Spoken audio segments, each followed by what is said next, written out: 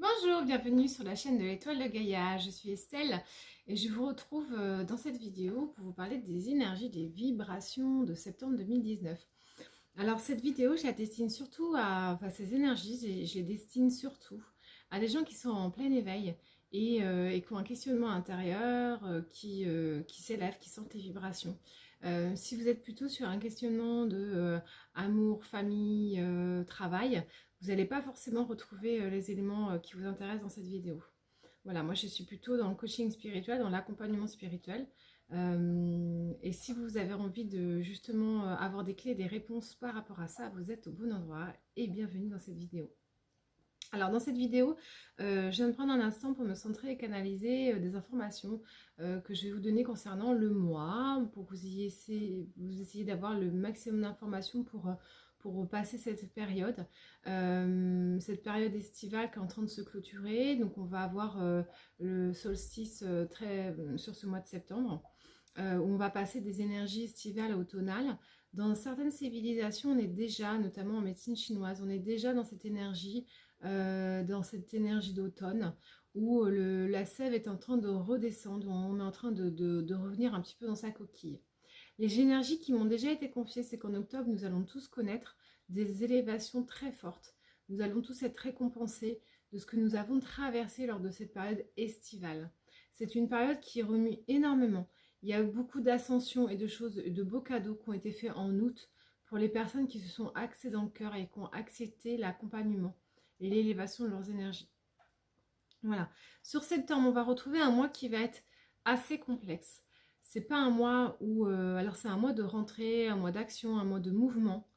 Mais dans les énergies, c'est pas du tout ce qui vous est demandé et proposé. Donc ça va sonner comme une dissonance, comme une disharmonie entre le monde extérieur, ce qui est attendu dans l'énergie de rentrée, dans le collectif, dans le social, et l'énergie que nous, les êtres éveillés, nous allons devoir accepter et faire venir en nous. D'accord? Donc il faut bien être aligné avec ça. Entre les moldus et les autres, il va y avoir une certaine dissonance. Alors, par rapport à la guidance, qui m'a été demandé de vous dire, de vous livrer comme message pour vous accompagner, pour vous aider à accompagner vos énergies. Déjà, au niveau de la numérologie, nous sommes sur le mois 9. Donc, tous les ans, sur le mois 9, nous rentrons donc dans l'énergie de l'ermite. J'espère que vous voyez. Alors, l'énergie de l'ermite. Cet homme, ce vieux sage qui avance, accompagné par l'action. Donc il est dans l'action, il est dans le mouvement, il est dans le fait d'avancer. On est en train de vous demander de discerner la lumière au milieu des ténèbres. Au mois d'août, nous avons eu énormément... Alors au mois de juillet, nous avons eu des portails qui sont ouverts, notamment avec les éclipses. Et au mois d'août, nous avons eu, si vous reprenez ma vidéo de vibration du mois dernier, on a eu un tube ascensionnel. Et dans ce tube, vous allez pouvoir retrouver des strates, des niveaux. Vous allez pouvoir vous arrêter pour venir travailler. On s'est retrouvé avec un portail lumineux qui nous a amené énormément de bonnes choses, de bonnes vibrations.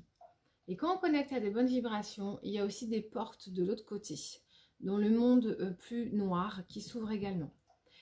Du coup, on s'est retrouvé avec beaucoup de choses très noires, très dark qui sont venues et qui sont toujours là. Et c'est normal et c'est ok.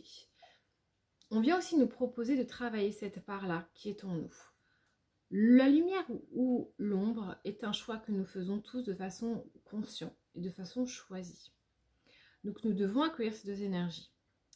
Nous avons été très nombreux à subir des attaques du bas astral, des énergies du noir, de l'équipe du noir.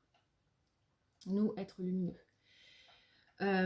Et on nous demande sur le mois de septembre de venir travailler ces énergies-là, d'accepter de vivre cette reliance au bas astral. Je ne vous demande pas de rejoindre ce clan, c'est pas du tout ça, hein, mais de comprendre qu'est-ce que ça vous amène d'avoir vécu toutes ces attaques, d'accord? À travers ces attaques, ce qui est surtout proposé de travailler pour nous, les êtres plus lumineux, c'est notre foi, la reliance à la foi. Et vous voyez, ce vieil homme, ce qui fait qu'il avance avec son bâton et sa lumière, c'est sa foi. C'est ça qui l'éclaire et qui le fait avancer. Donc sur ce mois de septembre, c'est vraiment ce qu'on vous propose de venir travailler, la reliance à la foi. Il y a aussi le discernement sur sa propre guidance intérieure. On vient vraiment vous proposer d'être en lien avec ça. Vous allez voir, ça transpire énormément avec tout le reste. C'est un peu peut-être que c'est comme ça que je vais le nommer cette vidéo. La reliance à soi et à son intériorité. On vous demande de descendre de plus en plus profond. Alors, certes, vous avez déjà travaillé ces notions-là, et bien encore plus, encore plus, encore plus, encore plus. Vous descendez en vous, c'est très important. C'est vraiment ce qui nous est demandé en septembre. D'aller vers l'intérieur de soi et se relier à sa propre énergie intérieure. Donc si vous êtes quelqu'un qui suivit les enseignements d'autres personnes, c'est très bien. Mais cherchez toujours à lire à travers votre filtre, à travers votre tamis interne. D'accord ? On nous demande aussi ce qui nous est proposé avec la guidance, enfin nos êtres de lumière, nos guides, c'est de travailler sur l'action sur ses propres peurs enfouies en soi. Je vous invite, en termes d'exercice sur tout ce mois de septembre, d'ouvrir un cahier avec la liste de vos peurs. Remontez ensuite, lorsque vous listez une peur, remontez jusqu'à la racine, jusqu'aux prémices, jusqu'aux besoins qui se cachent pour comprendre cette peur. Qu'est-ce qu'elle vient vous faire travailler? Où est-ce qu'elle vous amène? Vous allez tomber sur certaines peurs qui sont karmiques ou transgénérationnelles. D'accord? Donc là, vous n'aurez pas forcément de racine à cette peur. Quoi qu'il en soit, que vous arriviez à remonter ou pas jusqu'à la racine de cette peur, je pense que ce travail-là va nous amener à aller consulter les thérapeutes énergétiques pour pouvoir les élever et les transmuter. Je pense que c'est le travail qui nous est demandé en septembre. Quoi qu'il en soit, quelles que soient les peurs que vous identifiez, il est très important que vous mettiez de la lumière dessus. D'accord ? Donc, vous allez faire cette liste et vous allez envoyer de la lumière sur ces peurs pour les transmuter, pour les élever, pour vous permettre de vous élever. Vous devez visiter la lumière derrière cette peur. D'accord ? Vous devez les élever. Ça, c'est vraiment l'énergie de l'ermite pour ce mois de septembre 2019. Ensuite, si j'additionne septembre avec l'année en cours, je tombe sur le 3, l'impératrice. Alors l'impératrice, elle est dans une posture assise. Donc on est plutôt dans un mouvement, on est plutôt dans l'immobilisme. Elle vient nous faire travailler le fait de se poser et d'observer autour de soi. Elle a le regard qui part un peu partout et elle observe ce qui se passe. C'est aussi une proposition, une invitation à travailler sur la protection personnelle. Travaillez vos rituels. Plusieurs fois par jour, vous devez travailler votre rituel de protection. D'autant plus avec toute l'énergie du bas astral qui est autour de nous. Vous devez régulièrement dans la journée, à plusieurs moments, vérifier votre ancrage, reprendre l'énergie de vos guides, refaire vos coquilles de protection lumineuse. C'est très important. Vous devez vraiment en septembre le faire encore plus. D'accord ? Et puis c'est aussi une gestation. Sur l'impératrice, elle a son sceptre qui est posé sur son utérus, sur son bas-ventre. Donc vous devez avoir certainement des projets en gestation, des idées en gestation, des relations en gestation, votre propre spiritualité en gestation. Voilà, il y a des choses qui se passent à ce niveau-là. Donc ce n'est pas forcément le moment de faire émerger, même si elle a une couronne. Donc le chakra coronal risque de s'expanser. Et ça aussi, on va le retrouver dans les cartes qui suivent, dans la guidance, dans les énergies de ce qu'ils m'ont demandé de vous transmettre. Cette impératrice, elle nous demande aussi de regarder ce qui vient à soi et ce qui pousse, ce qui l'émane, ce qui vient, ce qui pousse. Voilà, c'est vraiment la notion qu'ils m'ont donnée. Donc, je ne sais pas si ça vous parle ou pas, mais c'est ça. Et il y a un travail qui va s'effectuer, sachez-le, sur le plexus solaire et le chakra cœur. Ce sont les deux chakras qui vont plus travailler. Et vous pouvez ressentir aussi des vibrations, des changements vibratoires au niveau du chakra gorge. Voilà, c'est ça qu'elle nous invite au niveau de l'impératrice. En dehors de ces énergies numérologiques, à travers le tarot de Marseille, j'ai tiré des cartes. La première, c'est l'étoile. Je ne sais pas s'il fait le focus ou pas. Je pense pas. Je vais vous la lire. Alors l'étoile, tu as une bonne étoile et les guides de lumière veillent sur toi. Sois rassuré car tu es aidé. Et ça, c'est vraiment la première carte qui m'a été donnée avant d'avoir les énergies. Il y a aussi la carte du sceau qui est ressortie. Ça, c'est très très important. En fait, vous êtes protégé par vos guides de lumière. Soyez rassurés.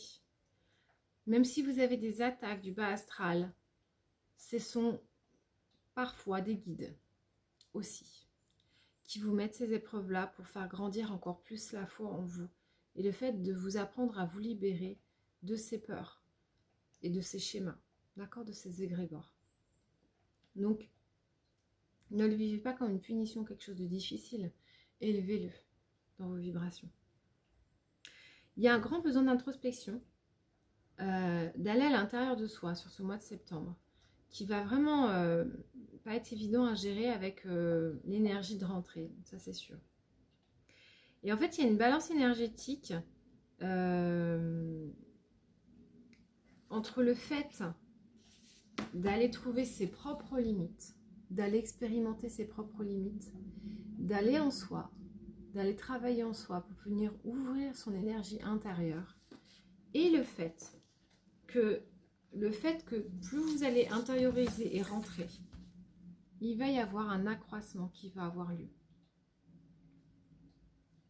Plus vous rentrez en vous, plus ça va s'accroître. Plus vous prenez le temps de vous poser, et plus ça fleurira. Et ça sera une balance qui va se faire tout seul. Donc si vous voulez développer vos perceptions, la meilleure chose à faire, c'est de vous poser. Et ça va se faire tout seul, indépendamment de votre volonté ou de l'énergie que vous avez envie de faire pousser. Justement, on en revient à l'impératrice et le fait que ça va pousser. Et donc il y a une expansion qui va avoir lieu. Plus je vais vers moi, plus j'expanse. Ça va amener un épanouissement, un terrain fertile et beaucoup d'abondance.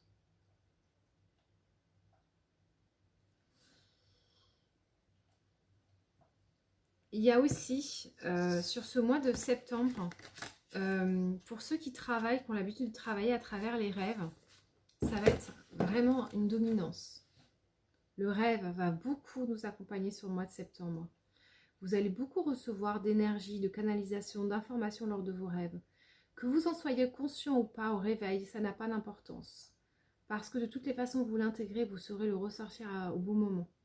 Vous pourrez vivre aussi bien des choses qui vous travaillent, qui vous bouleversent, qui vous remuent, qui vous chahutent, qu'aussi bien de belles libérations lors de vos rêves. D'accord ?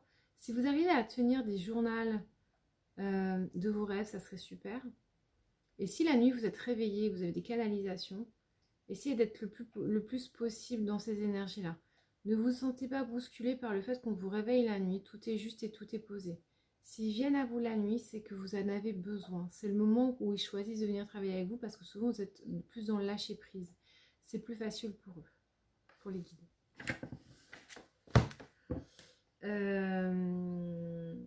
On va travailler sur les dossiers du passé et il y a un retour à soi qui est nécessaire sur le mois de septembre. D'accord ? Voilà. Je ne vais pas vous en dire beaucoup plus parce que c'est vraiment ce que les guides m'ont demandé de vous passer et de vous dire. Je sais que ce sera juste pour toutes les personnes qui vont écouter cette vidéo. Ça va forcément avoir une résonance, une libération pour vous. Voilà. Donc, travaillez vos énergies en intériorité. C'est vraiment ça qui va vous accompagner.